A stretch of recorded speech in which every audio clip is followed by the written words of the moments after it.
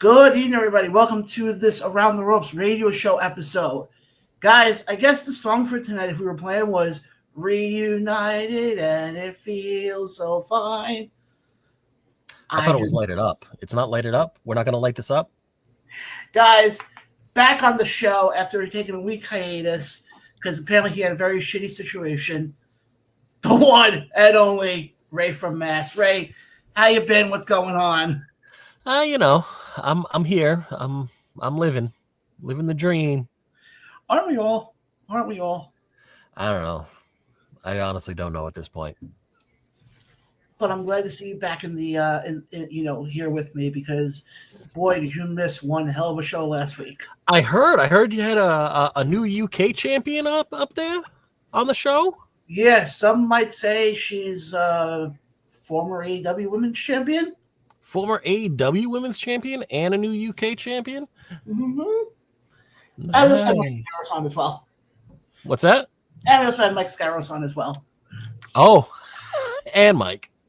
And actually, I don't know if you saw last week, but we're going to be starting. I got to figure out the exact month, but we're going to be starting once a month. We're going to have Mike on to kind of give us the wrestler's perspective on whatever topic we're talking about. Well, I'm just I'm just spitballing here. Yeah. You'll bear with me while I fix my monitor. Somebody was in the studio and decided they were going to. Okay, so just spitballing here. We are on live Tuesdays at 8. Correct. Why don't we have a month in review on Raw? We take the biggest moments from every show that month. He comes on and we discuss. Yeah, I'm totally game for that. And again, we can talk to him about that. But guys, we also have two great guests tonight. Starting off first at 8:30 from Ground Zero. Wouldn't it be okay? No, I'm gonna let you finish. I'm sorry. Go ahead. My bad. Former WWE superstar, former ECW superstar, currently one of the head trainers of Ground Zero, the one and only Colin Delany, joins us ahead of their big show coming up this weekend, Dark and Marcos tournament, which is a star-studded tag team tournament. So you're not going to want to miss that. And then coming up later on tonight, we're also going to be joined by the Stompers, who are a part of that tournament, but also are part of WWE. Now, Ray, I don't know if you remember when you were on 2 weeks ago, we had Craig Palmer on. Mm-hmm. This is from that same organization. No, I know that, and bear with me. We're gonna go down a little choo-choo train of thought here. So the their name is the Stompers. Yes. There's an S on the end that means plural. Yes. Plural means more than one. Okay. Yes? Yes. Okay. They are entered into a tag team tournament show. Yes. Which means that there has to be more than one person. Correct. Okay. So why do we only have two guests on? Because the way I'm phrasing it is we have Colin and Stompers. Yeah. I see what you're saying, that it should be three guests. In my warped mind, remember, when you have ADD mixed with everything else, you're on a crazy train to nowhere. The Acme Crazy Train. So, and looks like we got our first comic coming in here. And guess who it's from? Take it away, right? It's from David. Oh, you actually got his name right this time. I got his name right. I wasn't looking at you when I said it this time. That's why. So David over in the UK says, "Hey, fellas. I'm not one for beating around the bush on subjects, so I'm going to say right away. I was never a fan of AJ Lee." Interesting. Wow, that's Okay, that was wasn't expecting that one. I was never a fan of AJ Lee, but I gotta admit, I buzzed when she showed up to confront Becky. And I think that was fantastic. I think that if you are a wrestling fan, how can you not get the chicken skin when you heard her music? Well, I'm going to ask you this now. Friday night, obviously, we all kind of knew it was going to happen. Did we though? But did we? Let's backtrack here for a second. When we found out earlier in the week, not earlier, but after what happened in that Clash in Paris, and we saw that SmackDown was going to be on in Chicago last Friday, there would have been a freaking riot in Chicago if it was anybody but AJ. I'm just so what you're saying is, if it was somebody else making a return, like in WWE, she was known as I forget what she was known as, Serena Deeb. I think she was known as Serena in WWE. Yeah. If it was Serena Deeb instead of AJ, you're saying that Chicago would have rioted, which in that case, it just would have been a regular Monday night. Exactly. Because the problem is the way they positioned themselves. And then as we saw Monday on Raw, not this past Monday, last Monday, at the end when Becky started slapping CM Punk, when he was having that promo segment, it was right there. The writing was the on the wall. No, listen, I don't disagree, right? Like, I mean, it was kind of, you were announcing it without announcing it, right? Yeah. Personally, I would have liked to have seen Serena Deeb come back, maybe a one-off, right? And so with this one-off of Punk and Deeb versus Rollins and Lynch, Becky just absolutely destroys Serena, puts Serena on the shelf. Then the following Monday comes out, starts, cutting a promo, talking about how, he's got nothing. He's got nobody that can beat the queen and king of the vision, or whatever they're calling themselves now. And we just see this kind of buildup of, he tried Serena Deeb and then he tries somebody else. And finally, after about the second the second option, the next time they're in Chicago, you see him on the phone, or the show before they're in Chicago, you see him talking to Pierce and just goes, you know what? I got something for him. And then that moment is when you have AJ. Because I don't normally jump on orgs when to say that they did something too quick, but I feel like they did this too quickly. Yes. It could have been teased out so well to have AJ Lee come out at Survivor Series. Like, we could have literally taken it to Survivor Series or the Rumble. I think that would have been pushing it way too far. Also, you have to remember, you have a PLE you have to try and sell in a couple of weeks. And let's be honest. Hold on. Right, I agree with you. If you didn't have WrestlePalooza coming up on the 20th, then yeah, by all means, push this as long as you can. So then that begs the question: Are we falling back into the trap of having too many pay-per-views or too many special shows? Because, like you just said, if it wasn't for the fact that they have to put butts in seats for WrestlePalooza and make it look good for ESPN, because it's their first PLE on ESPN, blah, blah, blah, blah, blah, blah, blah, blah, blah. We could have stretched out that storyline. But I think, I don't know if it's they have too many pay-per-views or they have to stop this notion of counter-programming AEW.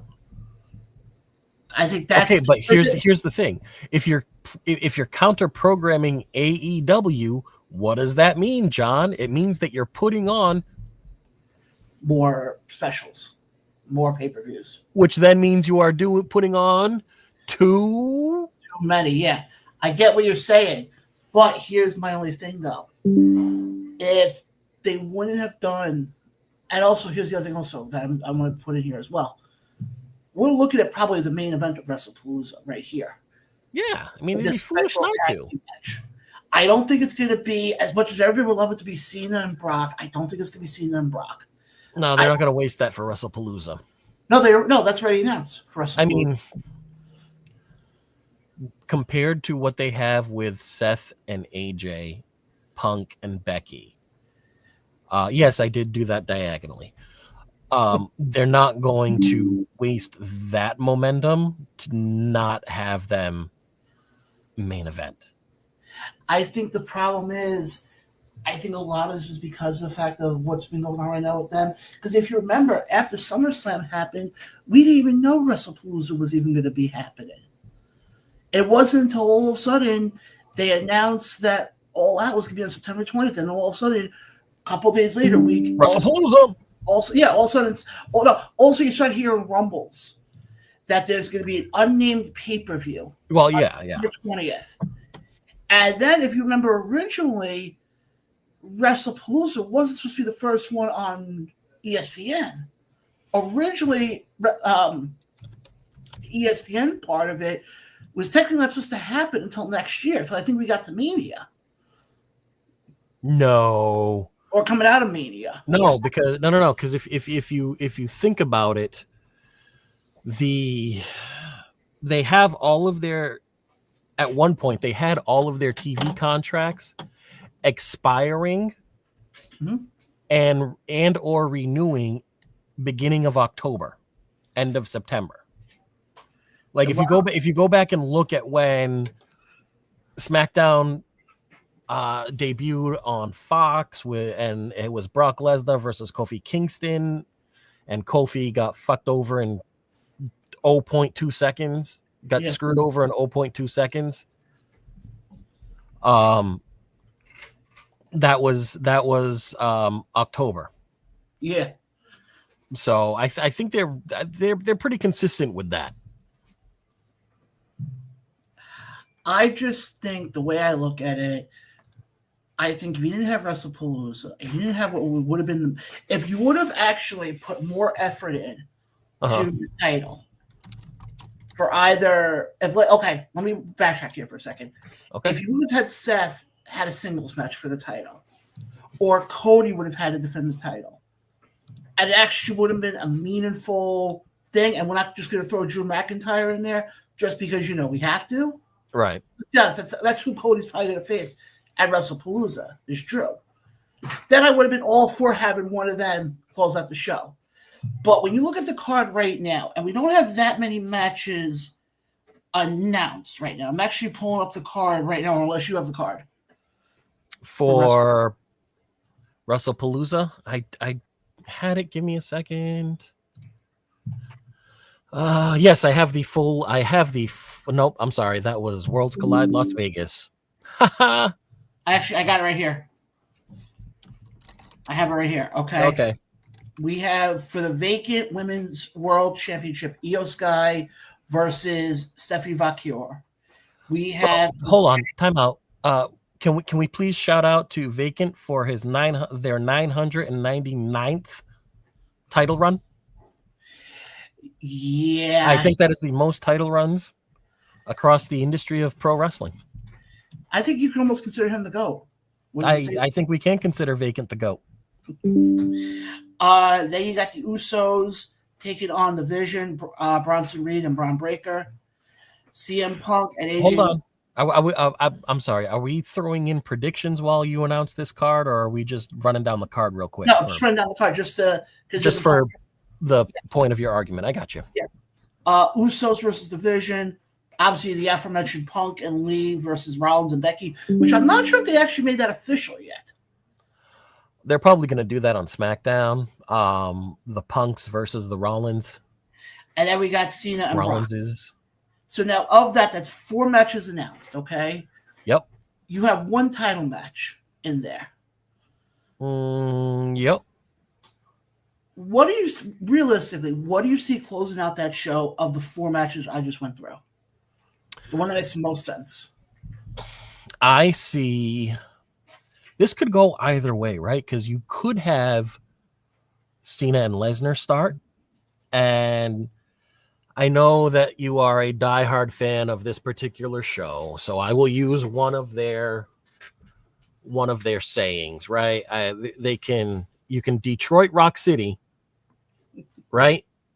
Mm-hmm. And from there on, keep your boot on the crowd's neck, right?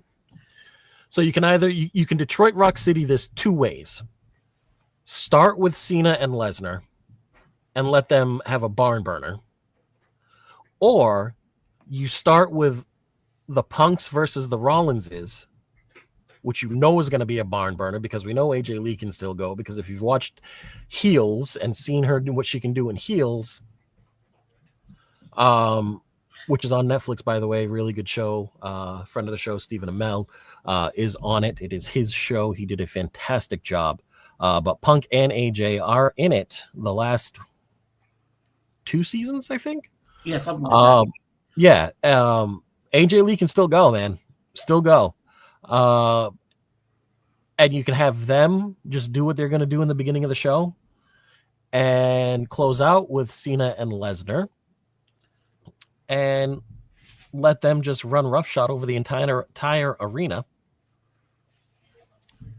You know, either way, it's Detroit Rock City. And then you would probably put smack dab in the middle, you'd put the women's championship match, because let's face it, as much as we love it, we do have to admit that they are not giving the women's world championship matches their due. No. We probably will never see, if they continue booking the way that they're booking, we will probably never see a women's main event match at WrestleMania. Like, I mean, to close out the show, everybody go home afterwards. There's no night 2.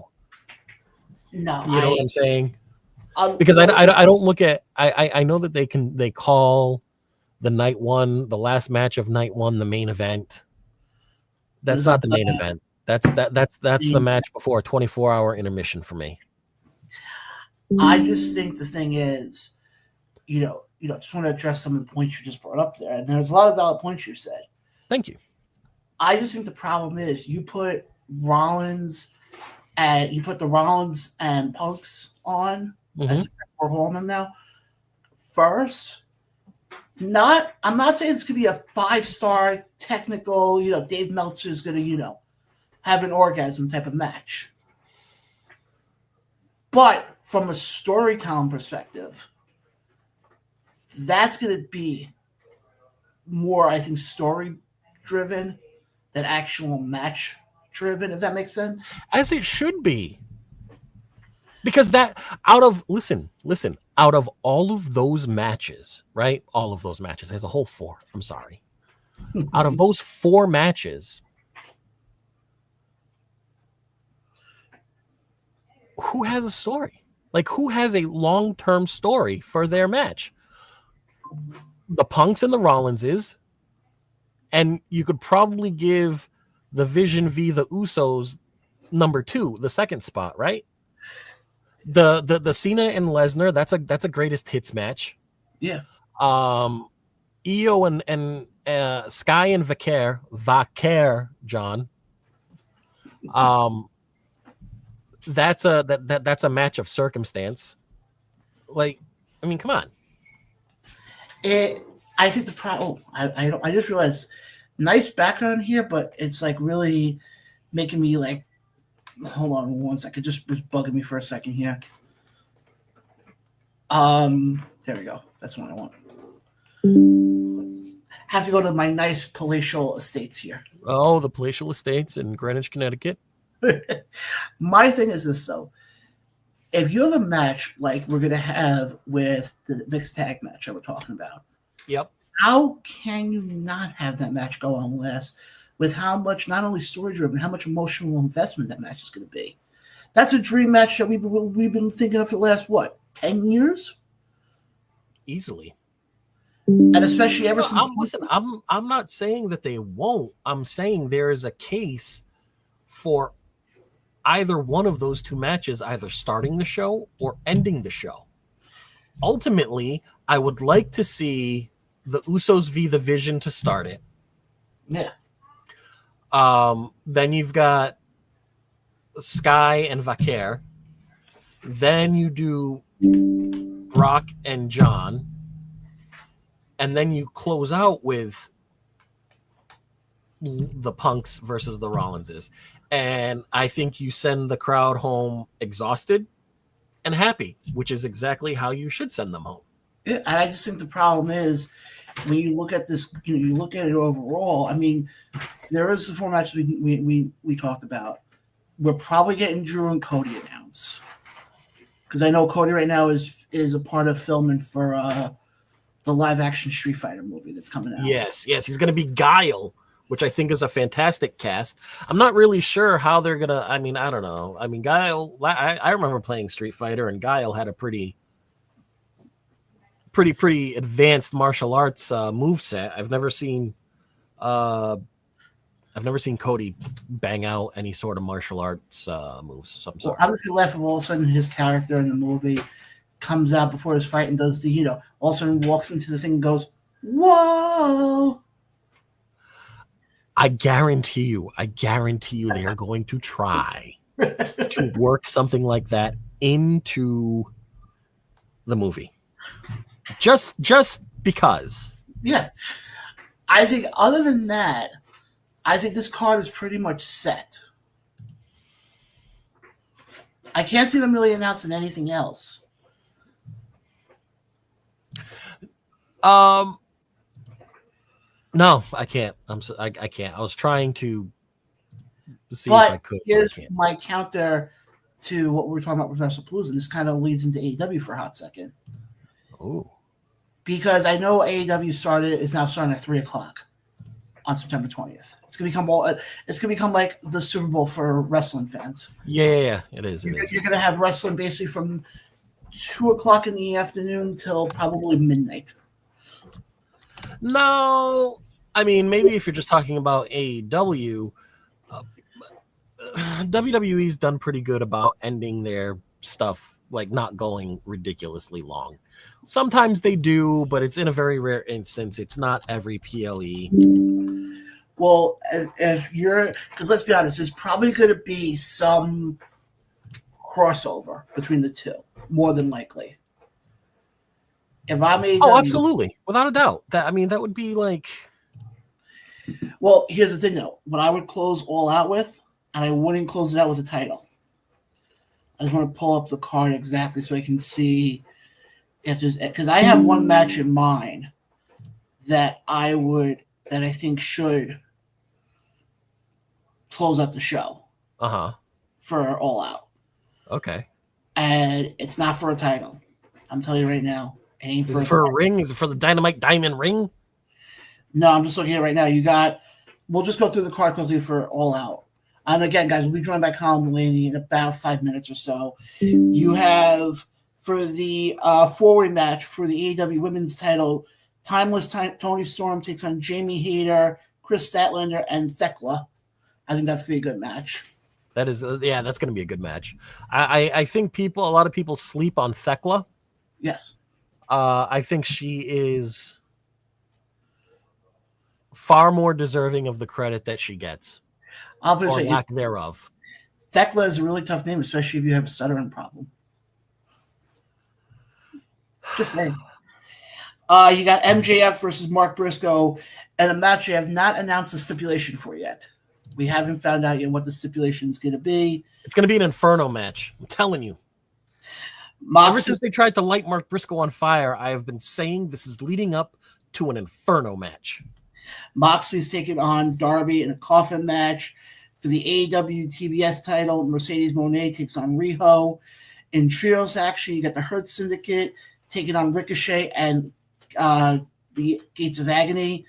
And I think the matchup that should be your main event of All Out is the tag team matchup of FTR taking on the reunited team of CNC.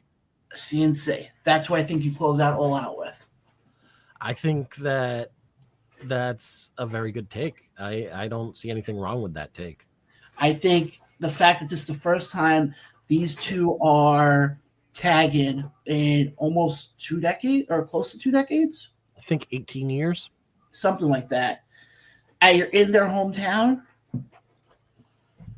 You would be foolish not to close out with them for this show. The reason why I bring that up, kind of go back to the WWE here for a second. That's how you count the program, what WrestlePalooza is doing. You have CNC close out the show. We just went through the matches, before. Any of those other matches you think could do it? I mean, does MJF and Mark Briscoe really scream main event to you? I mean, if it's an Inferno match, you kind of have to make that one the last match. Okay, take them out of the equation for a second. Mercedes and Riho, does that scream main event to you? No. And listen, I love Mercedes. I love 22 belts Mercedes. 23 belts now. 23 belts, sorry. Because she just won a title as we were talking. Give it a second, I'll be 25. I love her in her Ultimo Dragon era. But I don't know, man. I go back and forth with Riho. Like, I understand it's all about suspension of belief. But, like, some of the Riho matches, like, especially against... Oh, my God.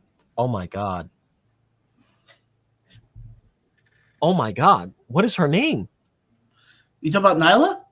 Nyla Rose. Oh, my God. I am so sorry. I pictured her, but like Nia Jax's name kept popping into my head. And I know that's not the right name. No, because the problem is she wasn't sitting there going, my hole.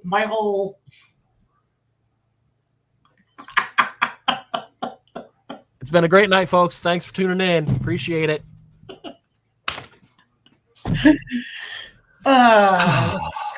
My Lord, my friend. Let's see. 2 dad jokes I've had already. You're just racking it up. You're making up for lost time, friend. But in all seriousness, you look at this. You look at these matches. Does the Fatal 4-Way for the women's title scream main event to you?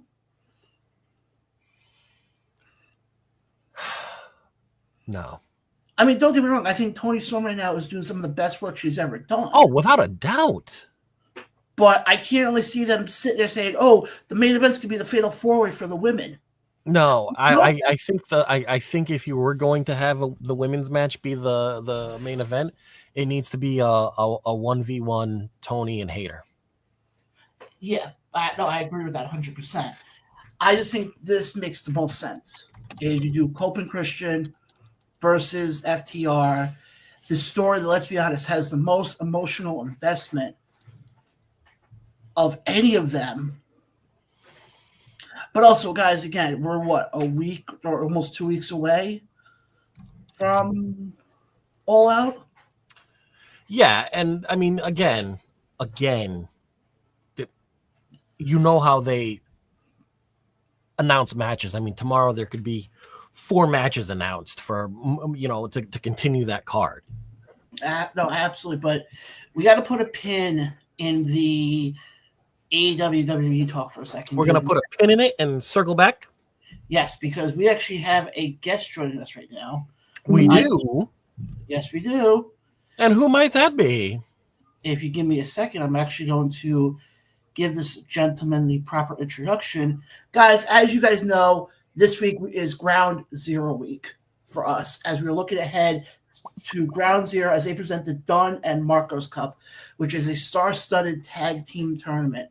Now, we're actually about to have the honor and privilege, Ray, of being joined by their head trainer. Now, you may remember this guy's name as he was a former WWE superstar, briefly had a run when WWE revamped ECW back in the day, but joining the show, again, we are honored and privileged to have him on, the one and only Colin Delany. Colin, welcome to the show. How you been, my friend?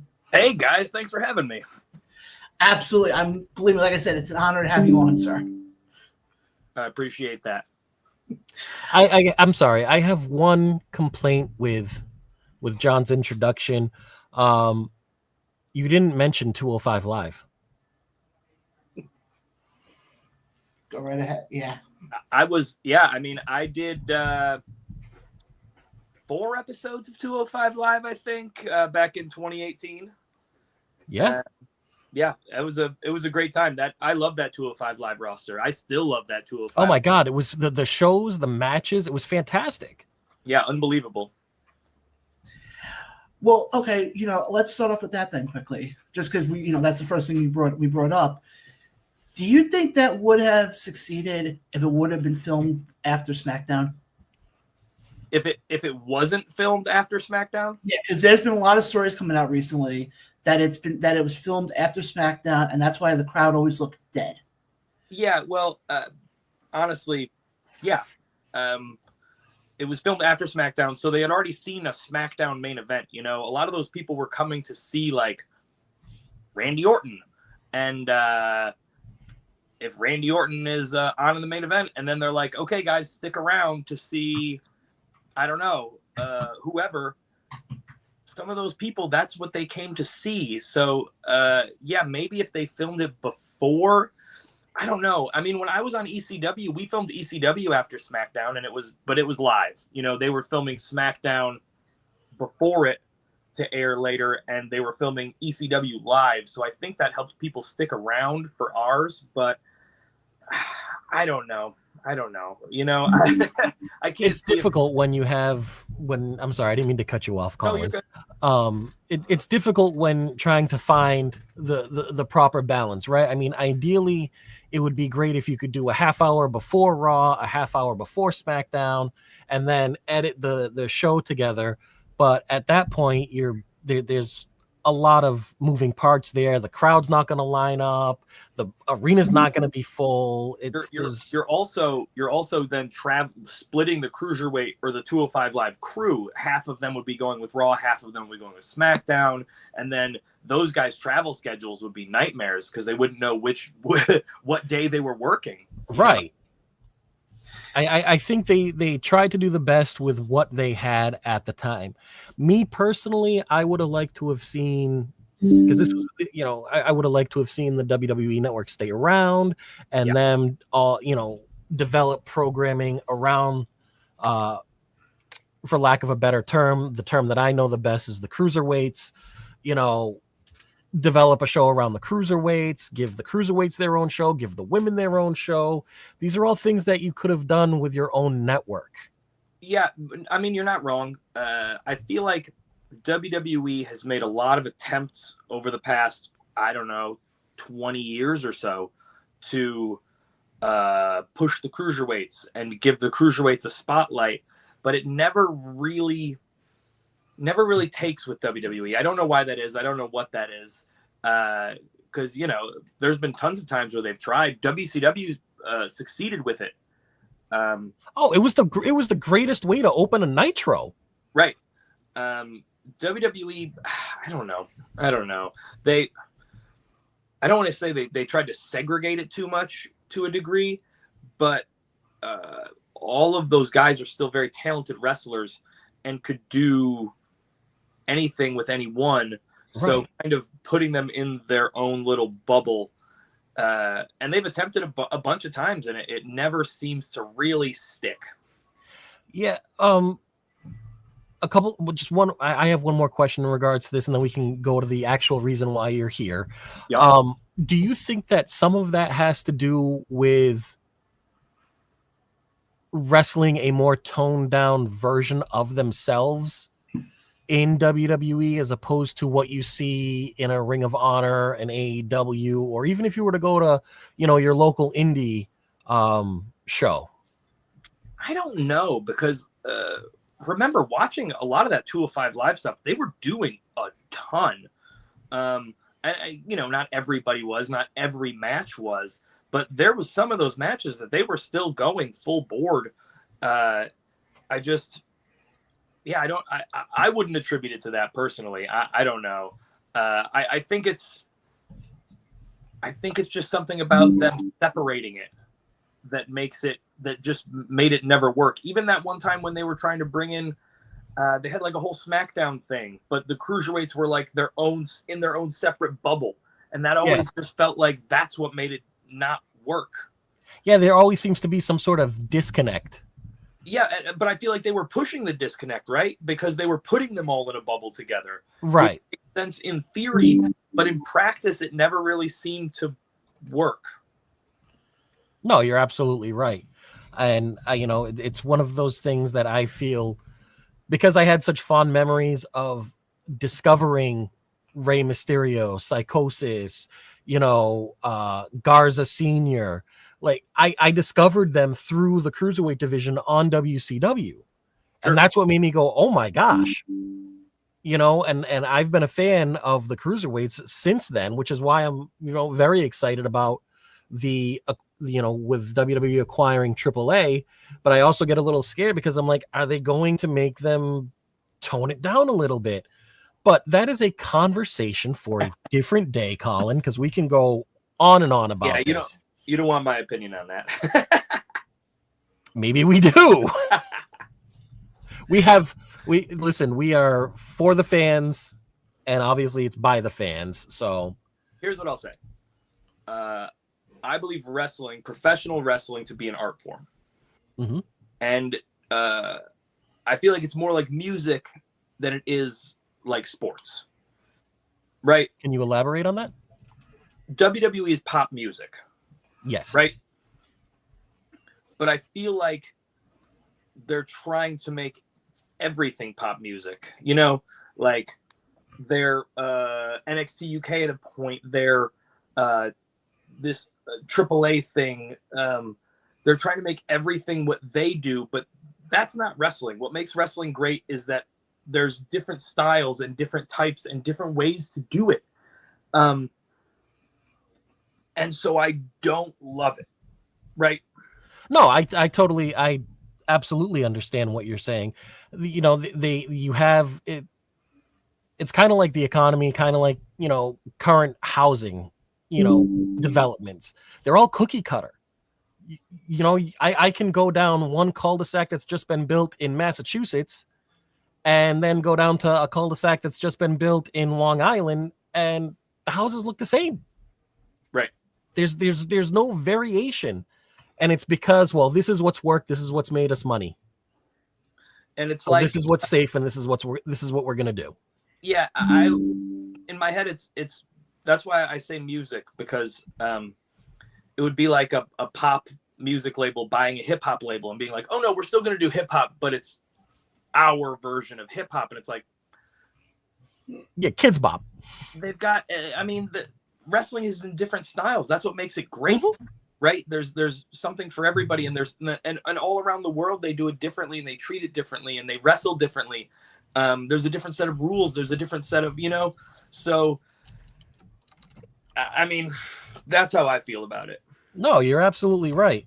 And, a lot of it, we can fit the Bloodsport event from GCW, right? I wasn't a big fan of, I don't say I wasn't a big fan. I wasn't knowledgeable on Josh Barnett's Bloodsport event that he has, right? And I was like, it kind of seems a little weird. I watched it, and I was like, the first one I watched, I was like, oh my God. Yeah, they're a lot of fun. Absolutely. A lot of fun. and it's not for everybody. It's not for everybody. Like, no, and they don't try to be. Like all forms of wrestling, some of them just aren't for everybody, but that doesn't make them bad, or you know what I'm saying? That right. It's just different. It's something different. It's got its own style, and there are people who love it.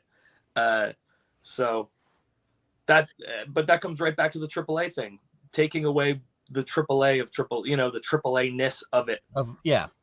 Is something that I worry about. Yeah, and again, that is we share that concern. So Colin, I appreciate the conversation. Our fans do too. We have a few comments. Our friend David over on Facebook from across the pond says that, hey, I remember Delany from 205 Live. Awesome to be on the show. Hey. He also said WWE is very commercialized. Yeah, I mean, but that's what they're trying to be, right? Right. I imagine David to be a bit younger, if he remembers from 205 Live and not ECW, as ECW was now like 16 years ago. Right, yes, yeah. Whereas 205 Live was maybe a handful. At this point, 7. Was it really? Yeah. Started right before the pandemic. That's right. Oh my God. I remember a lot of those matches, especially when you had like Mustafa Ali and Cedric Alexander. Oh, such great combination. Yeah, those guys. I mean, if you want to go back to the early days of 205 Live, I don't know how much he's done anything recently, but guys like Jack Gallagher, I think, is another guy. Sure. Yeah. Who, like I said, I mean, my stuff on 205 Live was 2018, which is 7 years ago now, and that wasn't even the beginning of 205 Live. No, that was before that. Yeah. So the beginning of 205 Live is probably almost a decade ago now. Thanks, David. Yeah.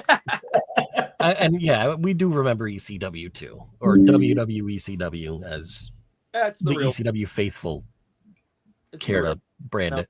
It's the one. So, okay, John, take it away. Oh, okay. I have hijacked the interview long enough. I apologize. You're good. It's nice to have somebody else hijack the interview for once. But Colin, we bring up ECW. Obviously, a lot of fans remember you back from the WWE version of ECW. When you look back on it, how do you feel it went as somebody who was a part of it? The ECW program as a whole? Yeah, with the revised version that they did. Yeah. I don't know. I feel like it had some really great moments. I feel like when it started, it was they were trying to stick inside that ECW. This is ECW, using some of the old guys, trying to repackage new guys to get in there with it, while also satisfying the Sci-Fi Network.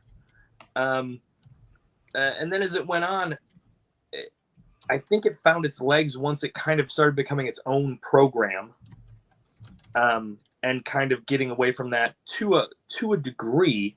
But that also makes people mad that it's no longer seemingly rooted in ECW.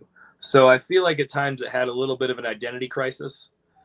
But some of those shows and some stuff they were doing was a lot of fun and made for a good program in its own, that I felt like held its own for longer than a lot of people thought it would have. Well, I think that's the issue. I mean, you kind of brought up, the identity crisis. I heard a lot of people who were a part of that, guys like Paul Heyman, I think Big Show even said it, that they've all said if it was named anything else other than ECW, it would have lasted.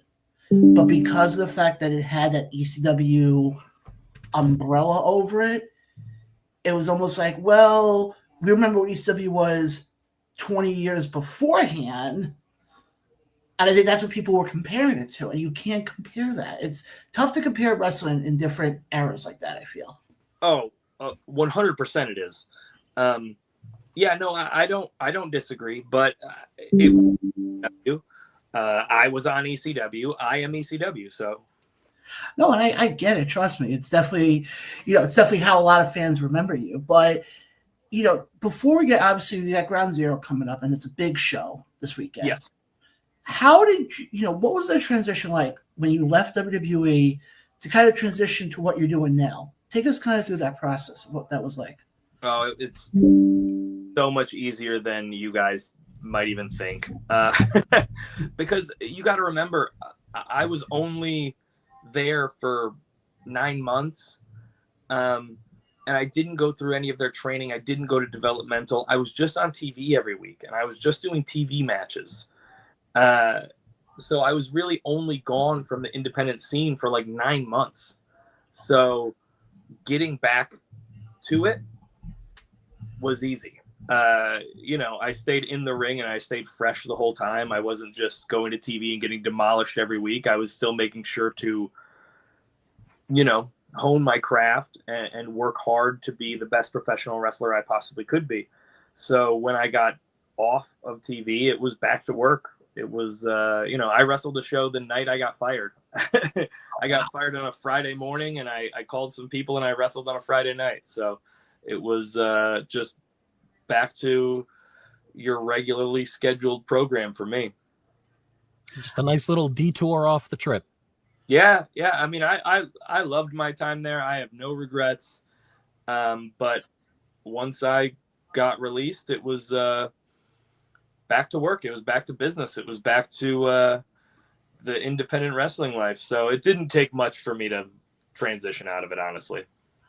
Well, also that, being that you said, you were only there for 9 months, did you really have to be able to travel then? As far as, because I hear stories of back in the day when the guys would have to travel like 6, 7, sometimes 8 flights a week. No, I was flying out on a Monday, flying home on a Wednesday most of the time, unless I had to go to Raw or I did a couple of house show loops. But outside of that, no, I'd board a flight on a Monday. I'd be home on a Wednesday morning. Oh, so at least then you didn't have the toll of being on the road so much and everything. So I guess that kind of helped then in a little bit. Yeah, no, it wasn't. My schedule wasn't that bad, honestly. And I was a 21-year-old kid getting flown around the country, doing what I ever wanted to do. It would have taken a long time for that to actually wear on me.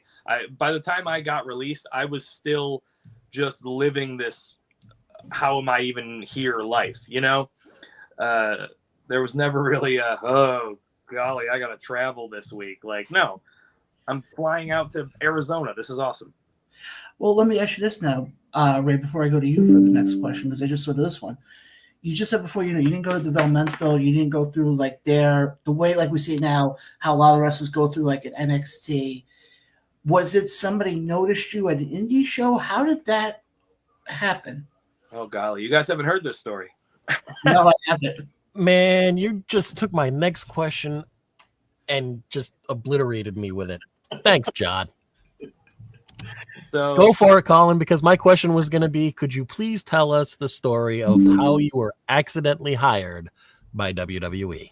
Yeah, so WWE is in town here in Rochester, New York, and Brody Lee was doing extra work that night. He wasn't employed by the company yet. He was trying to get a look, trying to get a job. Well, he calls me about halfway through the day, and he asked what I'm doing. And I told him I was at my 9 to 5 job. He said, if you leave right now, you can probably wrestle Shelton Benjamin on ECW tonight. So I just booked it out of my job, and I went down to the arena. And John meets me there at the door. He's got Jamie Noble, who is the one of the producers. And Jamie takes me around to all the rooms and says, this is my guy for Shelton tonight. This is my guy for Shelton tonight. By the way, I'm wearing like a hockey jersey and like ripped jeans and work boots. I am not dressed to be there. I had to have somebody bring me my wrestling gear, but I just didn't want to miss the opportunity. So I just booked it there. Right. So they introduced me to everybody. they send me to the ring. I luckily had a pair of knee pads and like wrestling shoes in my car. So got in there, wrestled around, had the match with Shelton that night. And I thought it went pretty good. I was pretty happy with it. But when I got through the curtain, Vince McMahon got out of his chair and he came over and shook my hand and told me what a great job I did. And I was like, oh, that's very nice of him. And then I kind of go down the line and everyone's shaking my hand. All the agents and producers, guys like Barry Windham, Ricky Steamboat, Arn Anderson, Dean Malenko. And I'm like, this is crazy. Everybody here's so nice. And then I get to the end of the tunnel and Johnny Ace was there and he was like, kid, take a walk with me. You can't not. No, yeah. You got to do the voice. So he tells me they want to give me $1,000 bonus for the night and asked what I was doing next week. And I said, I don't know, work. Well, can you get off? Probably. And then he was like, all right, somebody get the kid flight information and a rental car for next week. And I was like, whoa. Because when he asked, I was like, oh, I guess I'm driving to whatever city they're in next, you know? Screw right. it. I got to do what I got to do. No, flight, hotel, all that stuff. So they set me up with all that. And I go back into the extras locker room. About WWE extras locker rooms. But they're usually like a broom closet, or at least they were back in that day. You're like tucked behind a stairwell somewhere, like 8 dudes changing in a stairwell. So I walk in there and everyone's like, that was awesome, man. How did it go? And I just sat down on a bench and I said, I think I just got a job. And the whole room exploded and Brody picks me up. He's like carrying me around the locker room. So, yeah, it was cool. And then, I mean, from there, it was just kind of the same thing every week. They'd fly me to the town. They'd tell me I did a great job. They'd fly me to the next town. That's awesome. Wow. I think any of us would love to have that kind of be the way we got our job. That is truly awesome. Crazy. All right. No, you took it. I got nothing else. You took it from me. Oh, okay. That was it. Because I was gonna be like, tell us about how you accidentally got hired by WWE. Yeah. But wow, that, like I said, that's definitely, that's definitely one of those stories where it's like right place, right time. I feel like. Yeah, slipped on a banana peel and wound up with my dream job. Best slip in the business. But I want to kind of look ahead to Ground Zero. Not only Ground Zero, but I just was looking at my notes here. You still have Flex Wrestling coming up. I do. Flex Wrestling's at the end of the month. Yeah. You actually you're taking on Matic. I am. And actually, I just so happen. Hey. There we go. Hey, I know that guy. Which I want to get to that in a second, because obviously we are working with Flex Wrestling as well. So I want to get your thoughts on that in a second. Sure. But I want to look at this tournament, first of all, with Ground Zero. First of all, how did you get brought into Ground Zero? Kind of take us through that.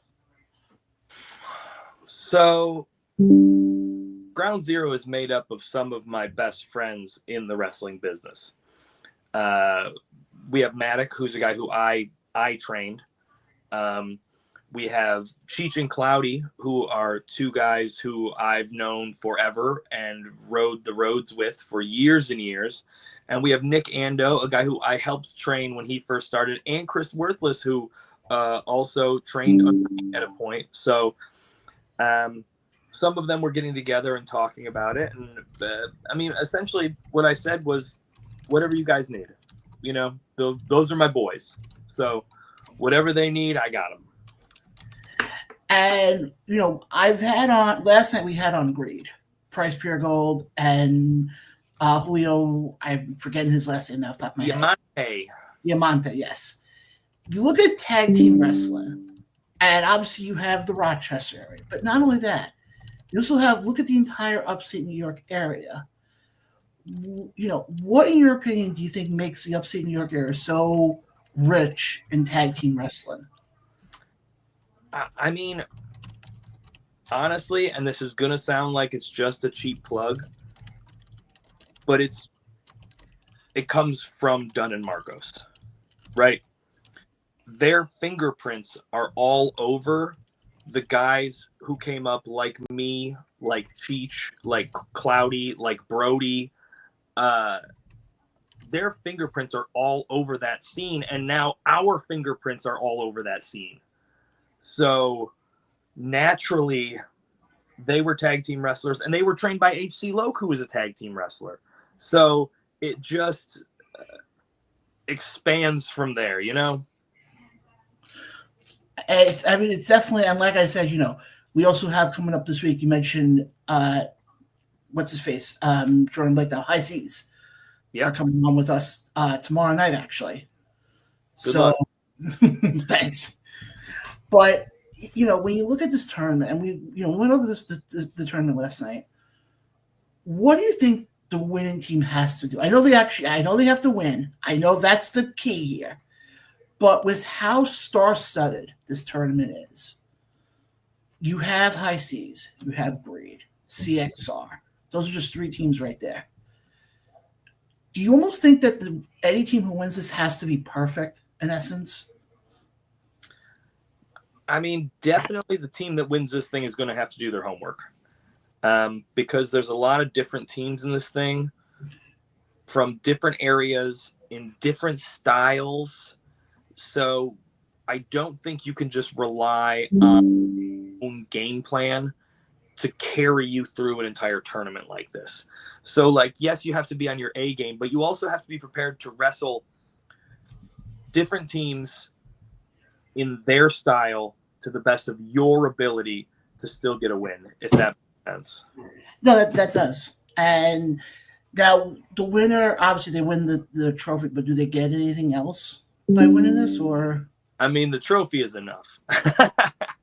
But so when we talked about possibly doing a show at the Fringe Fest, and we wanted to just make it special. There's never been wrestling here at the Rochester Fringe Fest, which seems crazy because a Fringe Fest, I don't know if you guys know this, it's like all different art forms all around town. There's dance, there's theater, there's comedy, there's music. And this thing's been going on for 15 years. But the one thing it's never had is professional wrestling. Performance art. Is a performance art in itself, and it was never included. You should see some of the acts in these things. There's crazy ones you've never even heard of.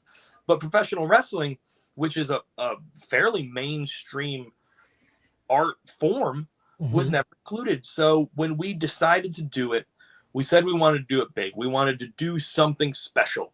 So we landed on a tag team tournament, and then we talked about it, and then what do we call it? And we all agreed it should be the Dunn and Marcos Cup, because they are the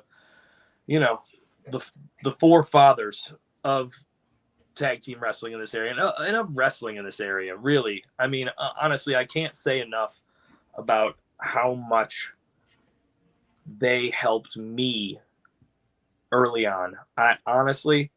I wouldn't be doing what I'm doing if it wasn't for the knowledge and the training and the road miles that I had with Dunn and Marcos. And I know Cloudy can say the same thing, and I know Cheech can say the same thing too.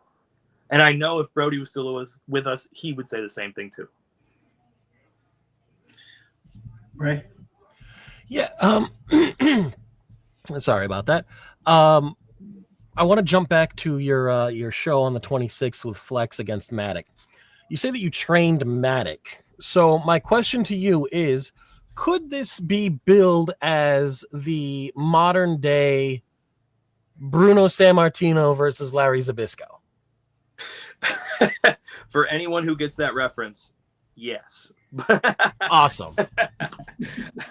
I'm trying to think. There's got to be a more modern one than that, though, right? That for me, that's the one that sticks out the most. I get it. I right when you started that, I knew that's where you were going, but I was like, maybe there's a more modern one that I'm not remembering. I can't think of a more modern one. Nothing that really got, or anything that really that is more modern that got that kind of traction, buzz about it. I mean, I can't even figure out one. I suppose it's true. I suppose that would be what it is. Me and Matic have wrestled I think twice singles, various times, and a bunch of times in tag. And we trained together, so I know what he's capable. Is it a different level of comfort when you are facing someone that you have trained and that you have wrestled before? Like, to elaborate on that, what I mean is when you're wrestling somebody that you have put the time and the work in to get them from just starting out to where they are now, because you've been spending so much time with them training, is there a different level of comfortability that you have with them, as opposed to if you were just wrestling John for the 5th time? I don't know. I think it could go either way, right? Because yes, I trained him, and yes, I see him all the time and know what he can do, but the same can kind of be said about him with me. You know? So in certain matches with an opponent who may not know me or may not be as familiar, I feel like I can catch him off guard with things, use my brain, and outthink him, outsmart him. I feel like Matt's seen a lot of my tricks, and I feel like I've seen a lot of his tricks. So it's almost a dig deeper into your bag type of situation to an extent. I was just going to kind of say that, is it going to be the type of match where either you or Matic have to pull something out that the other person has never seen? Yeah, I mean, probably. That's we've wrestled before a couple times, singles and in plenty of tag team matches. He knows what I do. I know what he does. So there's a level of that. What else do I got in my bag of tricks? And I would just tell people who are watching this, the only way you can find out is you have to buy a ticket for Flex Wrestling. There you go. Find out September 26th, it all goes down. And, we've had on a lot of the guys from Flex, and I want to ask you this. With how big now wrestling has gotten in upstate New York, obviously you have Ground Zero, you have Flex, you have Immortal. There's so many companies. We can go down the list. You have Dynasty, you have ESW. How do you feel? Kind of issues for both Ground Zero and Flex. How do you see Ground Zero and Flex kind of standing out, against those other companies? I mean, I think in this current day and age, yes, wrestling is big, but I like to say that the pie hasn't gotten bigger. The pie's just divided differently. That makes sense as far as wrestling goes. So it's not about trying to take more of the pie. It's just trying to carve your wedge, right? In wrestling in 2025, and you see it all the time online, it's very tribalistic, right? People like one company and they don't like another because they like the one. And that's on the highest level, but it's the same as you kind of work your way down. So I think the best thing any wrestling company can do right now is not really focus on being better than anybody else or competing with anybody else. It's about building your own fan base and catering to them and giving them what they want to see and putting the best product forward that they enjoy so they keep coming back. No, I get what I totally get what you're saying. Ray, do you have any other questions? I do not. Colin, I got one last question for you before we wrap things up here. Let's do it. Want to look at this tag team tournament. If you had to choose right now, who do you think is the odds-on favorite to win the whole tournament? Come on. For those of you that cannot see, Mr. Delany himself has declared himself the best chance to win. I can back it up with statistics, though, if you want me to. Oh, go right ahead. When you look in that tournament, top to bottom, there are a bunch of incredible tag teams in there, right? Mm-hmm. High Seas have not been around as long as Cheech and I have not been teaming as long as Cheech and I have. Me and Cheech have been teaming for 11 years consistently, straight through, no breaks.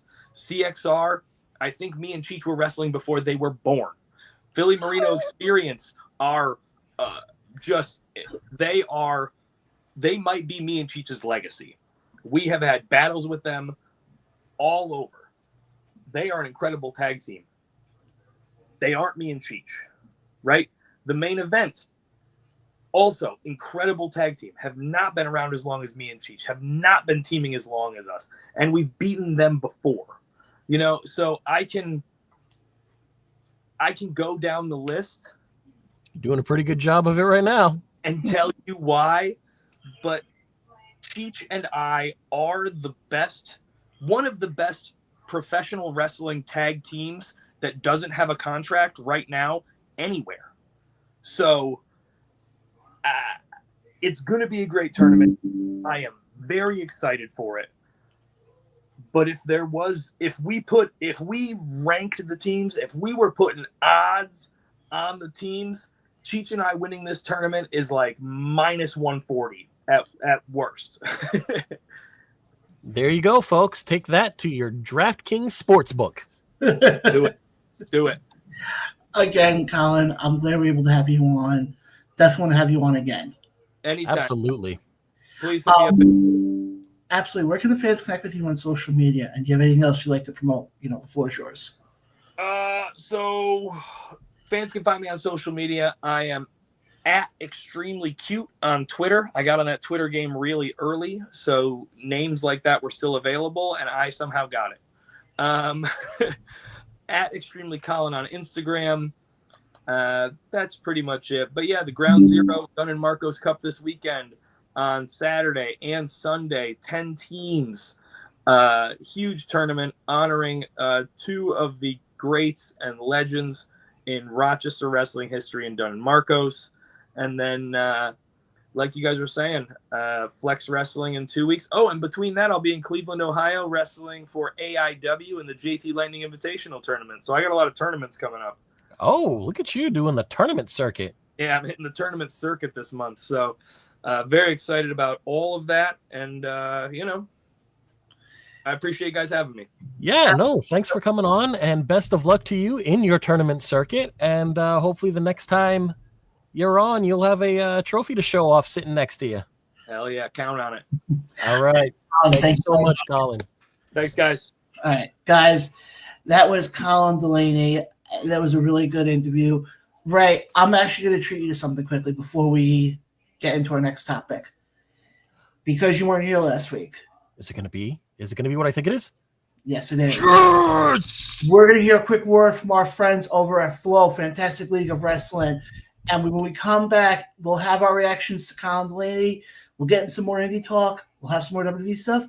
And then we'll catch up on comments because we've been doing a terrible job at that tonight, John. There's one comment we're not going to bring up, and I think you know what comment I'm talking about. Oh, the one from Adam Newman where he says, I am Gia, love Sugar Daddy forever till the rapture happens on earth. Yes. Guys, that's the one. We'll be right back right after this. Again, guys, here's a quick word from our friends over at Flow.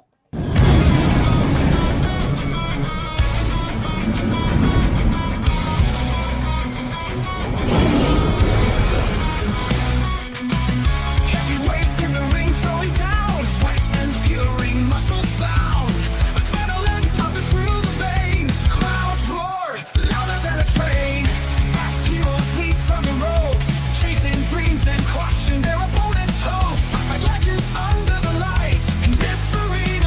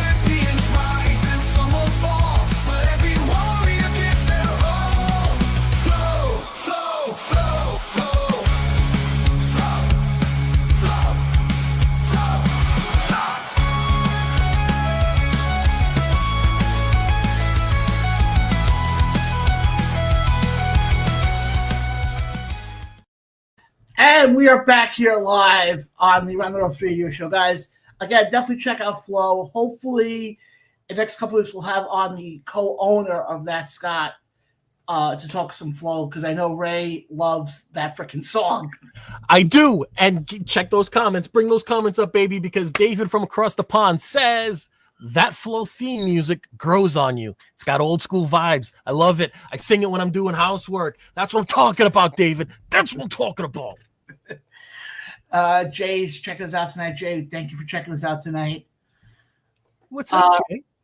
David says 11 years as a team. That's that's actually impressive. That is very impressive. Again, he's talking about our guest that we just had on, Mr. Colin Delany, saying that him and Cheech have been a team consistently for 11 years. I cannot think of any team, past or present, that has been together consistently for 11 years with no breaks, no injury pauses, nothing like that.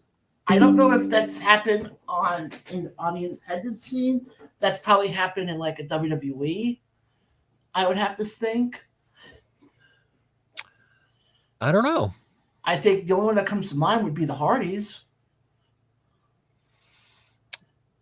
I don't know. How long were they together for when they did the split, when Matt got fired, when they brought him back for the whole Lita Edge storyline? Yeah, actually, it was 11 years. No, I think they it's I just want to go through the comments here quickly. The girlfriend's checking me out tonight. Hey, honey. She says, "Hey, babe. Hey, babe." And yes, David, you are right. Eastern Championship Wrestling was what Extreme Championship Wrestling took over. Yes, sir. I've got some old school trivia for you guys. Okay. Who cut the promo renaming Eastern Championship Wrestling to Extreme Championship Wrestling? You know what? I'll let the fans try and say, because I think I may know that one. If you're a fan of ECW, you absolutely should know that. It is an iconic promo. Wasn't that the franchise? It was the franchise Shane Douglas. Yeah, you see, I know. I may know a thing or two about a thing or two. I know. I got you.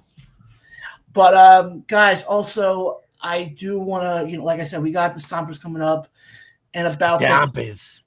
And guys, if you've never seen the Stompers before on the show, are you in for a treat?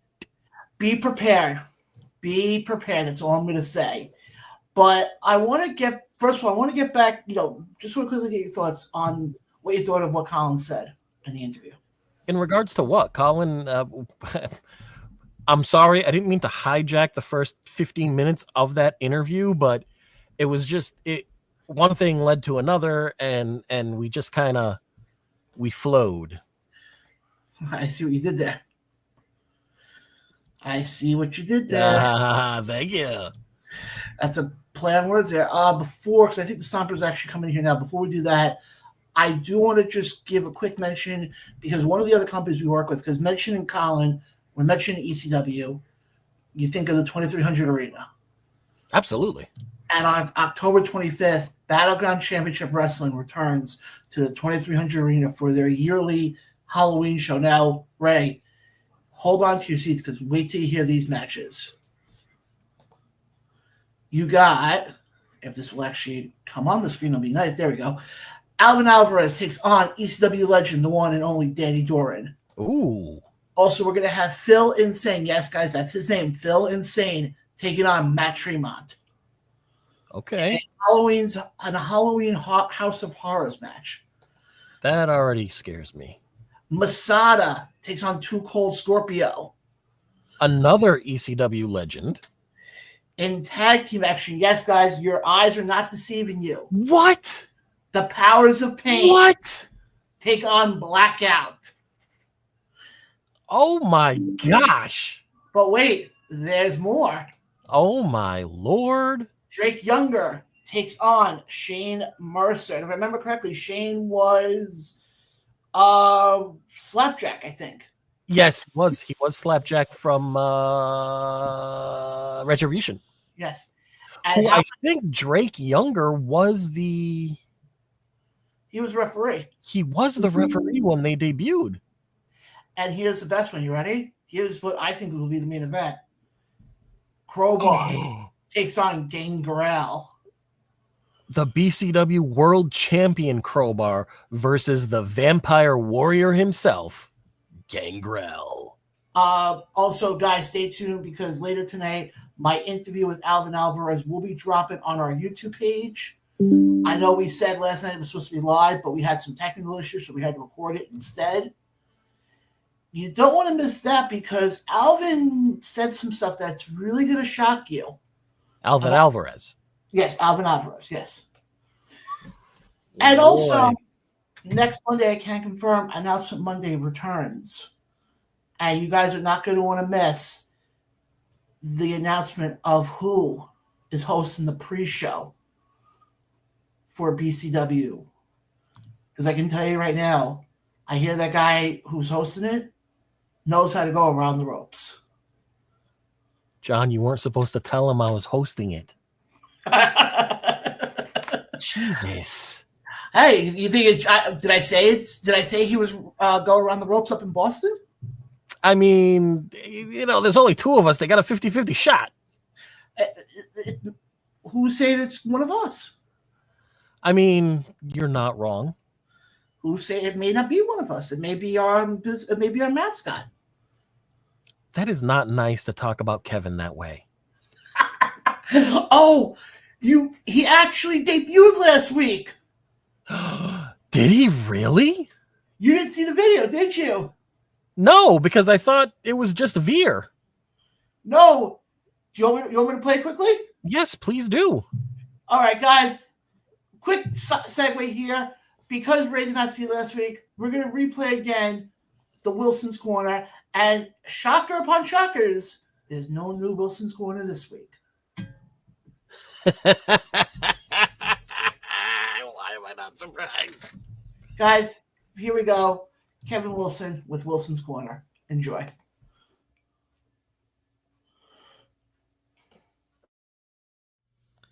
Hello, welcome to Wilson's Corner with me, Kevin Wilson. Remember me? Hi. Okay, so all this streaming stuff that's going on right now with WWE, Netflix in January, Peacock's still a thing, and now the partnership with ESPN to go and broadcast all of the WWE PLEs or pay-per-views in my mind because I'm old. It's gotten to a very ridiculous point. I'm kind of getting sick of this streaming stuff in general because it's just all costing way too much, and especially for wrestling fans nowadays. Like, when's enough going to be enough? When are we finally going to stand up and go, yep, nope, I'm done, see you later, I'm going to go back to the Pirate Bay or, something else, I don't know. But do you remember when they broadcast the WWE Network for the first time, when they put that out there? It was $10 a month, $9.99 a month. They kept peddling it every chance they got. JBL saying for $9.99 a month. Michael Cole saying for $9.99 a month. Jerry Lawler saying it. Everybody went and said for $9.99 a month you can go and have the WWE Network. You can have every single pay-per-view, every single bit of content. And it stayed at that $10 a month. It was great. I loved it. Yeah, they got bought by Peacock, and the network migrated over there. And it was, I haven't really had any issues with Peacock at all. Since they've migrated over, it's been good. Yeah, it cost me, now it's going to be $17 a month for the ad-free version. But at $10, $11 now for the ad-supported, it's really not bad to be on Peacock. But now in the latest bit with ESPN's direct-to-consumer app, where it's totally 100% free if you sign up with your cable provider. However, there's a few that don't have it right now. If you have DirecTV, if you have Xfinity, if you have Hulu Live TV, congratulations, you get the ESPN direct-to-consumer app for free. It's completely covered because you're good with your cable provider.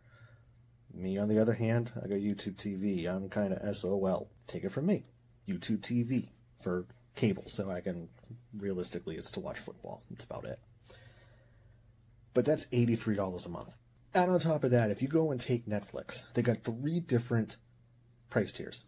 You got the $8 ad-supported, then you got an $18 and a $25. I personally have the $25, but let's say I'm going to knock it down to the $18. So that's $18 a month, on top of the $83 a month. Then you got Peacock, which for me, let's knock that one down. That's now $11 a month. Add on the $30 a month ESPN app because it's not covered under my cable provider of YouTube TV. I'm now looking at $142 a month just to be able to go and watch WWE programming every week.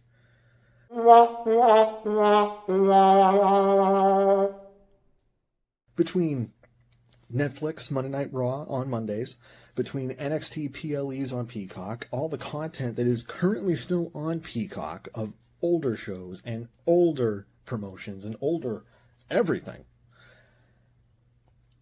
And now I've got to go and add a completely new app to be able to go and watch a WWE PLE.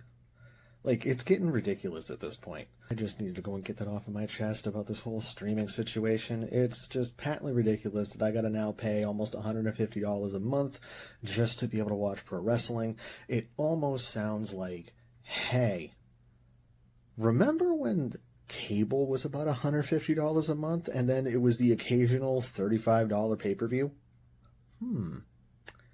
That sounds like a dream. I'll be back next week with another riveting edition of Wilson's Corner with me, Kevin Wilson. And remember, folks, just like musician Brent Smith once said, this isn't goodbye, it's just see you next time. Unfortunately, we don't know what the next time is going to be. You notice he didn't say see you next week. He said see you next time. He knows what he's doing. Yeah. Anyway, real quick, some comments on, because I like the fact that you played that. Thank God I didn't watch it beforehand, because the way we started the show talking about the money grabs that WWE has been doing as of late, that fits right in. I mean, $150. I mean, you saw the breakdown of the numbers. $150 a month just to watch pro wrestling. It's insane. That is absolutely crazy. Not only that, you go to a show now, you get tickets. I think they said for hard cam, facing hard cam, that front row. Yep. I think I read something. It's about 70,000 just for, I think for Mania. I think it's gonna be about 70,000. I mean, okay, I understand Mania, 70,000 worldwide, blah, blah, blah, blah, blah, blah, blah, blah. But what about Monday Night Raw? It's funny. I feel like I'm about to make the comparison that I didn't think I'd ever make. Oh, Jesus. Wrestling and the Savannah Bananas. God, where is this going to go? You know how the Savannah Bananas basically do everything Hold for on. fans? This is a disclaimer from the Around the Ropes show. The thoughts and views expressed in the forthcoming opinion belong to one John Blaine. They do not reflect any of our views or feelings towards the Savannah Bananas in the past, in the present, or in the future here at Around the Ropes. Again, these views expressed belong solely to John Blaine. Thank you. All right. Oh, go ahead, John. And I'll make this quick because I see our next guests have been in the waiting room for quite a while. And you know how the Savannah Bananas, how you can't get tickets for them through any like third party site. Yeah. You're paying them straight, or I think you don't even pay. I think you have to enter into a lotto. When they're at their actual home games, yes, but when they were doing this tour of selling out football stadiums, it was first come first serve. But I see what you're saying. Yes. WWE doesn't do that. And if WWE started doing that and made it fans first, I think things would be a lot different. What were those two words you just said? Fans first. Say them again. Fans first. Now think of the company you were just talking about. Oh, I know what I'm saying. Okay. I just wanted to make sure that you knew what you were saying. Yeah. Because you said fans first and WWE in the same sentence, and that doesn't That doesn't mess up. I get it. Because No, you know what? the math ain't mathing, bro. 2 + 2 is not equaling 8. That's my point. Is when you look at if WWE started doing that, would we be sitting here complaining about having to shell out basically for some people half a paycheck? Mm-hmm. And with how everything else is on the rise right now with gas and, everyday essentials, what are you going to tell people? Oh, you get paid. Let's say you get paid every Friday. Well, let's say ballpark, you make $800 a week. Okay? You got to pay rent. Mm-hmm. If you're an adult, you have to pay bills. I know. Scary concept. I know. You then got to pay for gas in your car. Yeah. I mean, you do have to eat too. And you got to eat. So what are you going to tell people then? Oh, if you want to watch pro wrestling, just give us the rest of your money and you'll be good. Yeah, I don't understand. Like, part of me feels like they're digging into like the Ebenezer Scrooge playbook and like, well, if they want to watch it, they'll pay it. I don't care if they have to go without groceries for the next. Which, first of all, if you're thinking about going without groceries for the next week, just so you can watch a wrestling pay-per-view, brother, I have the hookup. I can get you anything you want. $30 a month. I got you. Just hit us up. Okay, guys, those comments about hitting us up for what Ray was talking about are the sole opinions of Ray and not the opinion of everybody else. Yeah, sure. But Ray, we're gonna have to put a pin in this. This is a great conversation. We'll continue this at another point. Absolutely. Because we got a tag team joining us right now. A tag team that consists of how many individuals? 2 people. Oh, okay. Just making sure. Just want to make sure we didn't forget that. Guys, I want to welcome back to the show for the first time in a long time. They are, I would say, one of the best tag teams. I think one of the funniest ones. I mean, that's definitely not what you were saying off camera, but okay. The one and only. The hell was this guy talking to? What was Ryan Peterson just saying? You were saying what about us, Garrett? I'm right here, say it to my face. God damn it, Frankie, you're starting up again. Well, Stu, he was starting his jabroni's bullshit before I wasn't even in here. We're gonna hijack this shit. Well, Frankie, you got me on here, so what am I doing on here with you? I don't know. I don't run this. John Blaine! Oh, I'm glad you know who I am. What?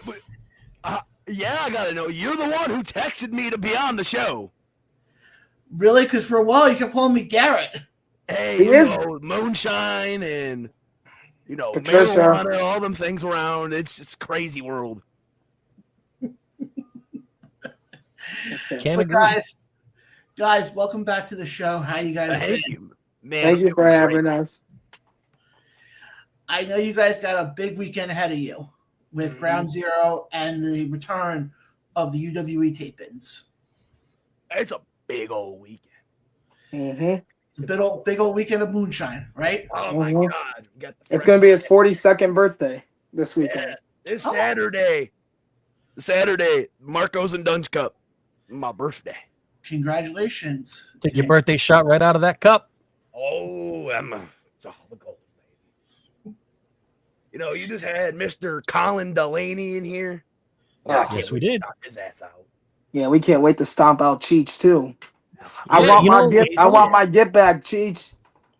Funny thing, fellas, Colin actually, when asked for the odds, he said that if you were a betting man, you would definitely want to put your money on him and Cheech Nope. for winning Nope. winning the Stomper cup. Brothers all the way. Putting you your guys- money on Cheech and Colin to win that is like putting bets in for the Cowboys to win a football game or something. Or the Bills. Or the Giants. Yeah, that's one way to put it. I mean, no lies detected. No, there's no lies ever detected. So I'll ask you guys this now. Frank, I'll ask you this first. Oh, Yes, you're getting first on this one. How important would this be for you guys to win? how important was this? Now we're talking about tag team like history here with Dunn and Marcos. Just imagine Frankie and Scott Cups in the next 20, 30 years.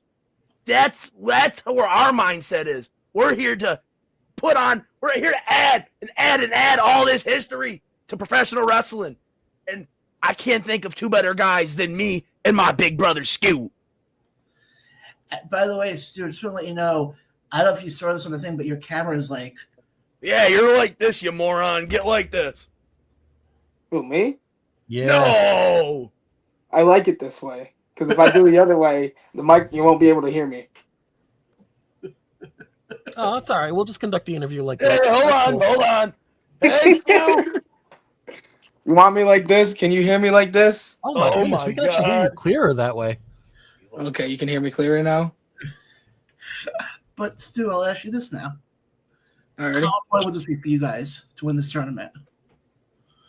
Well, for one, me and my brother, cousin, been doing this for 3 years, and we're gonna make history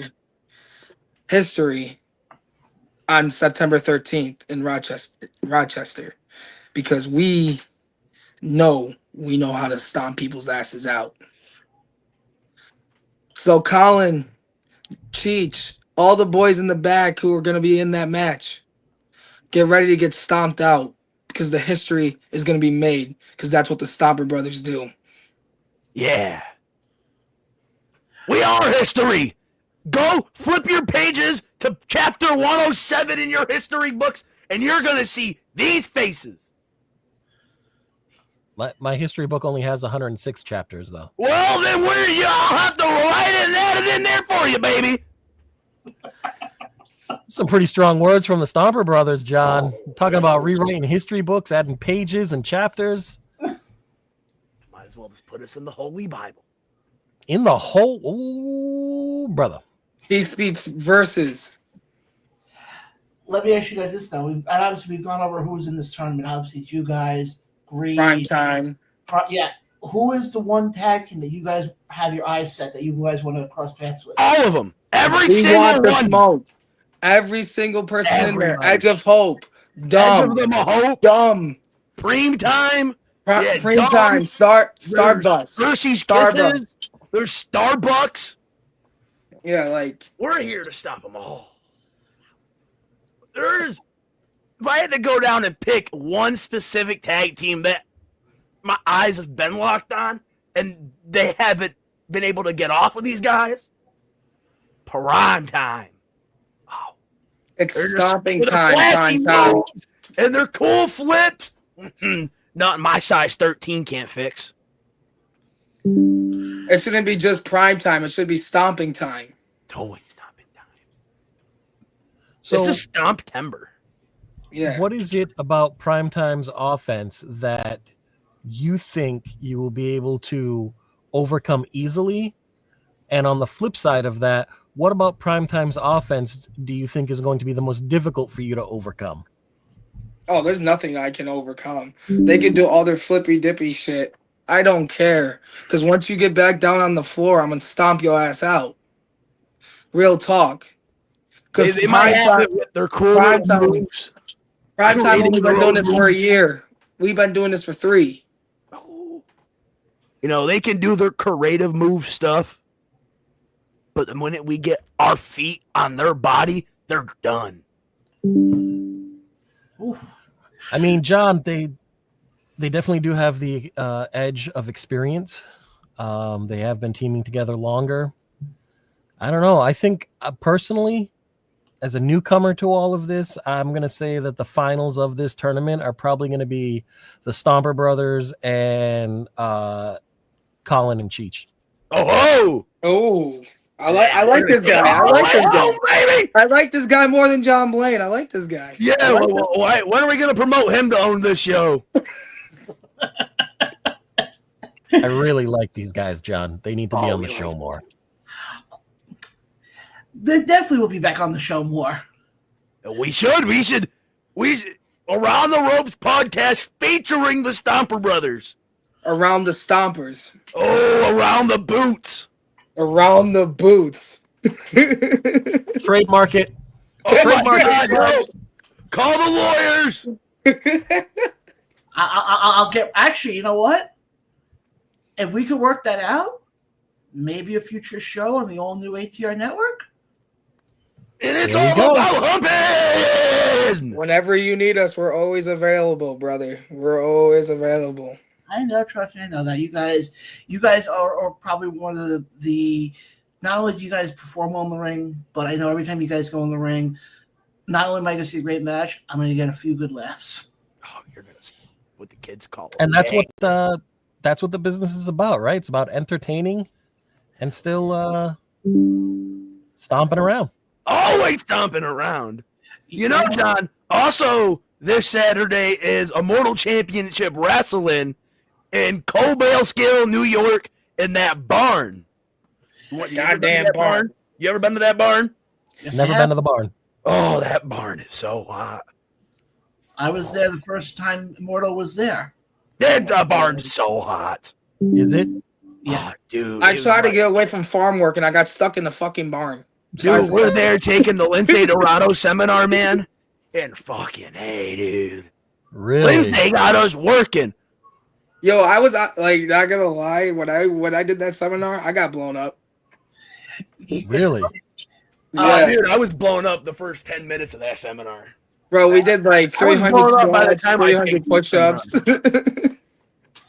running around the whole fucking barn, doing circles around the Oh, barn. yeah, it's like doing that lucha. I think it might have been an NXT type tag team. Yeah, well, You do it the was. Performance Center, a little performance center game we had us doing. I Yeah. would say this much.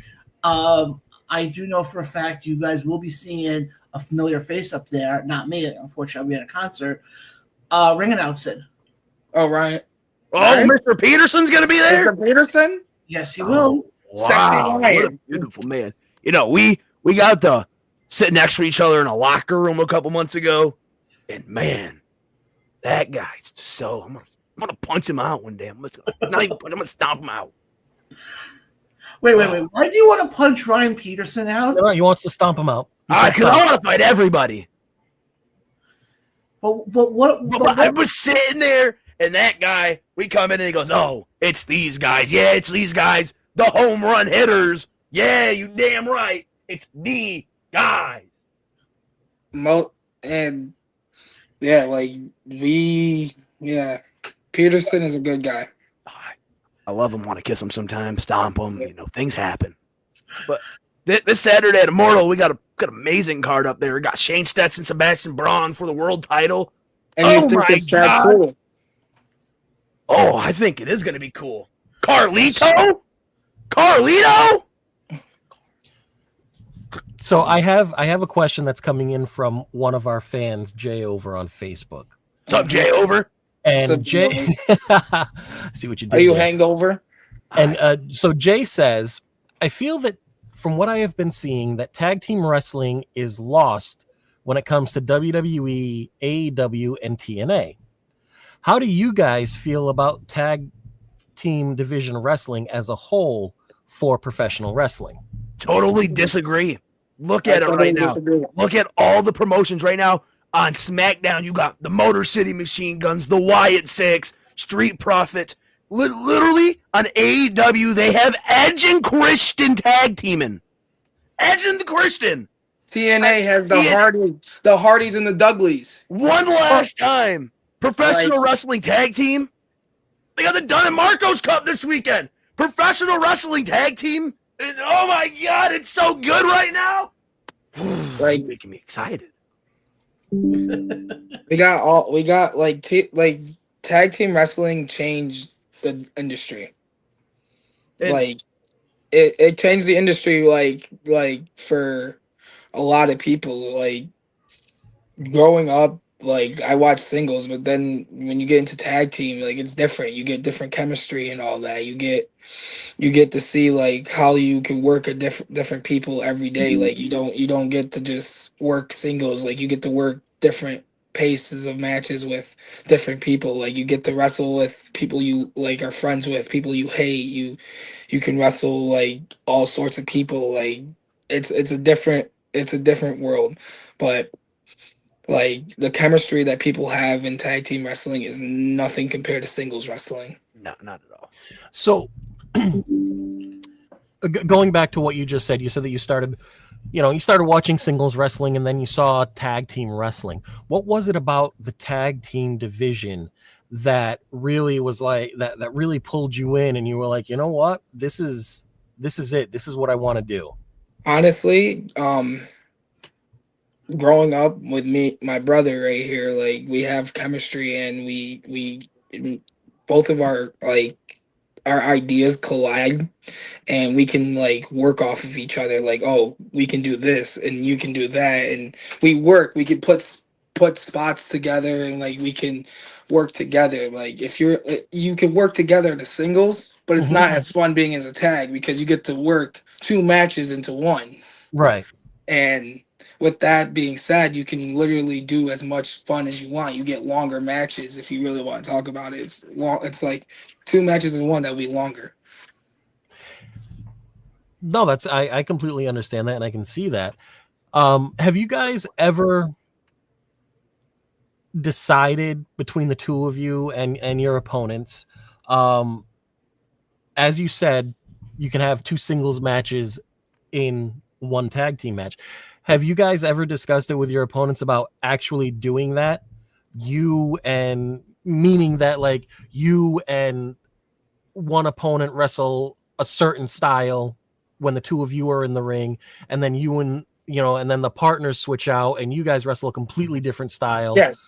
Yes, we do that all the time with Ground Zero. Mm-hmm. Like I do big man style. Frankie is the comedian one. Mm-hmm. Like he does the comedian style. So when like where am I going with this? So when Frankie gets into Who the hell is Anthony? my other partner. Yeah. When Frankie gets into like tough shit and he can't beat the guy up, that's when I get the tag in and I come in and I always got my big brother in my pocket if I need him. Yeah. Gotcha. Okay. So yeah, I work big man, he works comedy. So we combine both of them comedy big man style. So I still do a little comedy sometimes. Not funny at all. Well, that was going to be my next question. Have there ever been any times where you guys, just for S&Gs have switched it up a little bit, where you're doing the comedy style and he's wrestling the big man style from a small guy perspective? Was it a blue moon?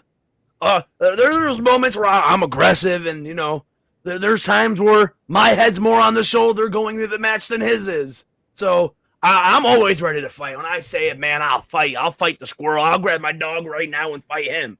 I'm ready to fight. I'll go outside and grab a crackhead. It's go time. So when I step in that ring and look at my opponent, I don't care what it is. I'm going to beat you up, and then I'm going to grab you. I'm going to make everybody laugh, and then I'm going to beat you some more. I like it. Now, earlier, your brother had said that you can wrestle people that you like, you can wrestle people that you don't like, talking about tag team wrestling. Has there ever been the time where you have somebody and just that you have that thought of it's somebody you don't like, and you're like, if I wasn't a professional, this could go really, really bad for you right now? Mm-hmm. Have you ever had those thoughts, or just those? I had the thought. Yeah, like, not the action. I don't expect anybody to have follow no, through on the not action. the action, but like, it's different, man. It's different, man. You'll see things around here. You'll meet one guy one day who's super nice, and then the next moment they're bashing you on the internet. They're talking poop behind your back. But yeah, I've had a moment where I respect the guy, but I don't like him. Okay. I respect everybody, but there's people I don't like, there's people I love, like, I don't really have that often. Maybe only one time, a couple, like when I first started working matches a while ago. Yeah. Okay.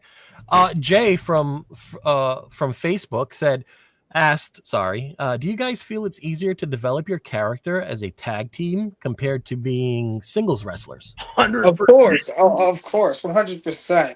Because I could feed off of Frankie's energy. Mm-hmm. Because I'm not gonna lie, I work the heelish type, and he's like the baby. Like we have that mixture. And when it feels good in the match, when he's like all good and all that, like having that good energy, I feed off of that. And sometimes he's smart and he knows what's right and what's wrong. And when he feels wrong, that's when I get tagged in and I start beating the shit out of people.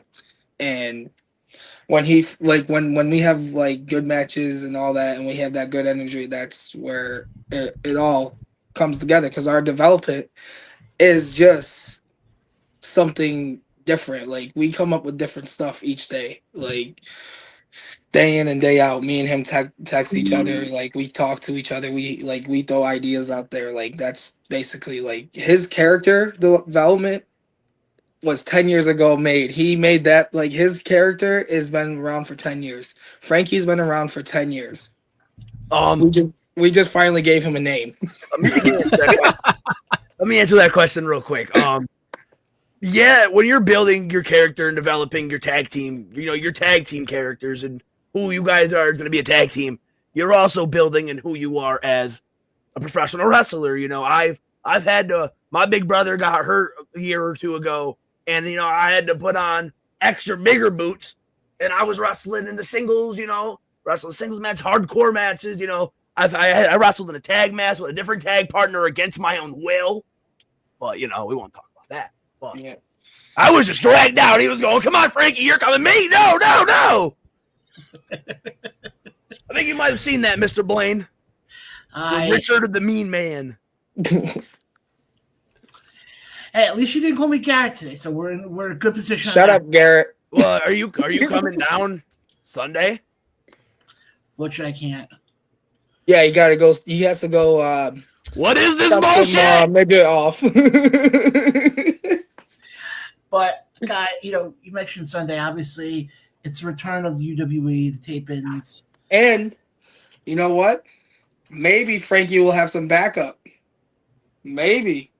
I don't want to go deep into the information, but I just know that Big Brother wasn't there the last time I was there. Big Brother wasn't there the time before that.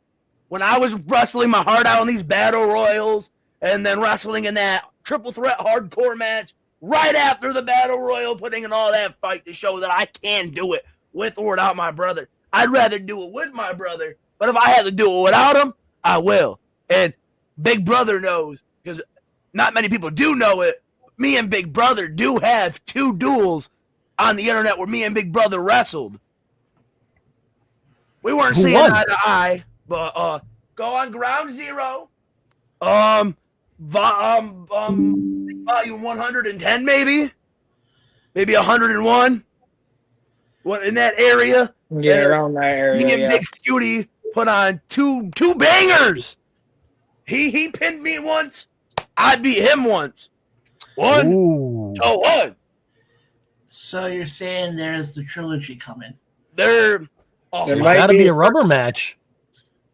We need to have that. We squashed the beef. We got back together for a reason, and that's for any tag team gold that comes in our way. So especially Ground Zero, I'm putting you on notice. Immortal, I'm putting you on notice. Put them all on notice. ESW, Wild Zero, Excite, everybody.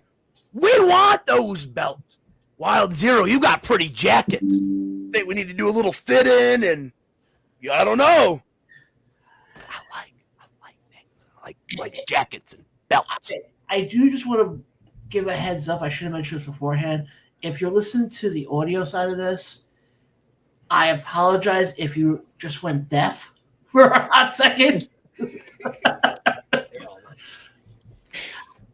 Listen, we do not have it in our budget to pay for everybody's speakers, so yeah, that's not perfect. They didn't sign a contract. They got to pay it on their own will be. There you go.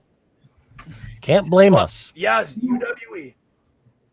In Oneida, New York. It is a professional wrestling school. And head trainer, Johan Nara, really good guy. The legit one. A guy so badass. If you can name it, this guy could probably do it in 30 different ways. If you are in upstate New York, in the Utica, the Herkimer, Oneida area, go to Upstate Wrestling Entertainment. You can do it all. You want to be a ref. You want to be a wrestler. You want to be in LA. You want to park my car and tie my boots? You can. Come down to UWE. That sounds like a good idea. Hey, John, you want to pull up Jay again? Because Jay over in Facebook land has really been just on point all night. I like this. His last question says, asks, what upcoming wrestlers at Ground Zero do you see that have potential to be stars? I'm gonna pull away the Frankie gimmick real quick now, because this is the question that I actually genuinely want to answer. Me too. Well, like I was just saying earlier in the podcast, I'll fight Primetime. Them guys, dude, Primetime, Price Pure Gold, they're all Chal Connors.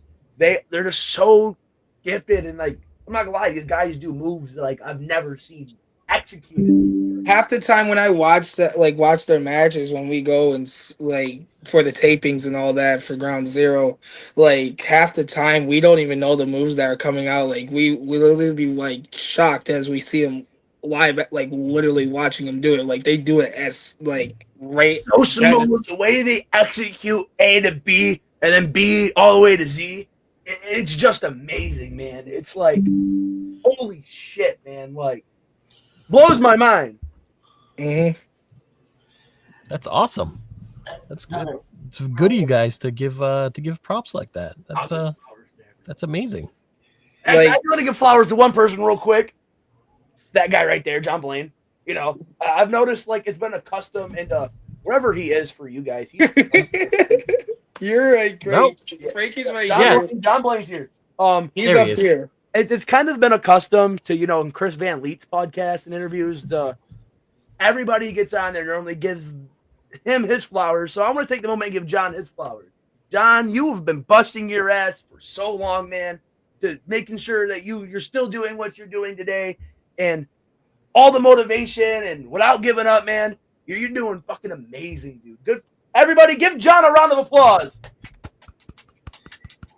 Thank you. I appreciate I appreciate that a lot, and I'll tease it with this. We have an announcement coming up.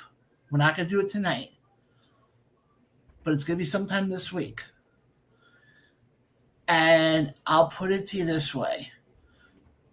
More and more, this show is getting bigger and bigger.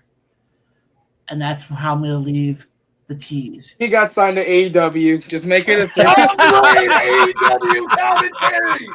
Yes. You know what? I will spend $150 a month to watch John Blaine. This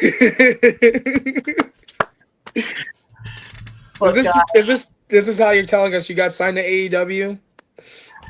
It's TNA, but even better, right? I only spend what $9.99 to watch that. There you go. But guys, in all seriousness, though, when the announcement does happen, I can't wait for you guys to hear it. I'm so excited for you. Believe me, that's gonna be a moment that I didn't think was ever gonna happen. But I'm gonna leave it at that. But guys, we actually have to let you guys go because we actually have to finish up our show for the season. But guys, again, I know I bust your chops, the two of you, but I'm very impressed with what I've seen from both of you. And I know we've had this running thing, and if you guys bring it back at the set of tapings, I'll laugh my butt off. If you guys confuse Garrett from me, or if you turn around and say like, "Oh, Billy from Around the Ropes," I'll pop for that. We'll push you over. I got you. But Your presence will be there. I seriously can't wait to see what you guys come up with from the next set of tapings. What you guys do at Ground Zero and what happens at Immortals. Guys, you guys know that the door is always open for you to come back on. And we will actually be in contact because I actually might have an idea that I want to present you guys. But we'll talk about that offline. But guys, we'll let you guys run for the season because, like I said, we got to finish up the show. But guys, again, thank you so much for coming on. I appreciate it a lot, guys. Catch the Stompers not only at Ground Zero, you can also catch them at Immortal, and also at the and see them for the UWE upcoming shows. Follow us on all socials. Give me this camera. Yeah, how do they get in touch with the Stomper Brothers on socials? Follow you guys on socials. Where do they gotta go? What do they gotta do? Everything. Instagram at the Stomper Brothers. Scott Stomper at Frankie Stomper. OnlyFans is coming soon. You guys have a great night. This has been Around the Ropes podcast featuring the Stomper Brothers. Give me that camera. We'll talk to you guys soon. Thank you so much, Stomper Brothers. Wow, that is What do you some think? high energy. Those are some pretty intense dudes, man. And they had a lot of strong words to say about this and the tag team cup, man. Yeah, but Ray, great show tonight. Absolutely, from my friend. And I real quickly, I know we got about 3 minutes. I'm going to try to wrap this up as quickly as possible, so there might not be a whole lot of breathing going on in between words, but I am going to absolutely agree with what Frankie said in giving you your flowers, John. You have been working so very hard at this for so very long. To see you get your recognition and make the announcement that you're going to make hopefully this week, it is going to be fantastic, and I couldn't be happier for you. And I am very happy, very fortunate that you're the person that you are, and that your invitation to come back to the show was always open. Kevin and I absolutely 110% agree with everything that Frankie Stomper said, John, and I can't wait till you make that announcement. I appreciate that, Ray. That means a lot. And guys, they always say, we're doing a show, it's never set in stone. And there's always a growing process. And yeah, we've been doing the show now for almost 4 years. But I've been doing this now for the better part of, I've been doing this since August of 2011. And I'm always growing. And that's not a weight joke. I'm just saying, I've always been growing as far as learning different ways. You see how I had to put that in there at the Just end? had to, huh? You just couldn't be serious for like 5 minutes. Because you know why? When I make the announcement, that's when I'm going to be serious. I know, bud, and I Also can't gonna wait have for you a to little make bit it. of fun, but also going to have a little bit of fun with that when that announcement does come. But guys, this, last week having Nyla on, tonight having Colin Delany on. If you would have told me 4 years ago when the show first started, and Ray, you remember those early days of the show. I do. If you would have turned around to me and said, oh, by the way, you're going to have Nyla Rose and former ECW superstar Colin Delany on, and they're going to want to come on again, I would have told you you're nuts. I would have told you, yeah, what world are you talking about? But guys, we're not here without you guys. And No, obviously the fans come first, but from a behind the scenes perspective, you have done so much.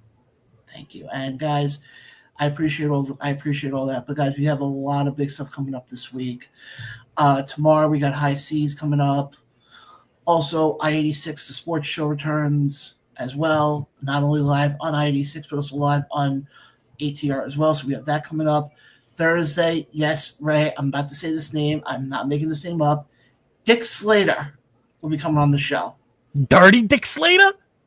From Ground Zero. He's set to take on our other guest that we're going to have coming on this week, CJ Settles, who's the Ground Zero champion. So I want to thank everybody who joined us. I want to thank Colin. I want to thank the Stompers as well. But guys, we are getting out of here right now. Follow us on Facebook, subscribe to us on YouTube, and stay tuned for all of our social medias, because when this announcement is official, that's when we celebrate. And I'm going to tell you guys right now, the best way I can phrase this, the contract has been signed. I'll talk to you guys soon.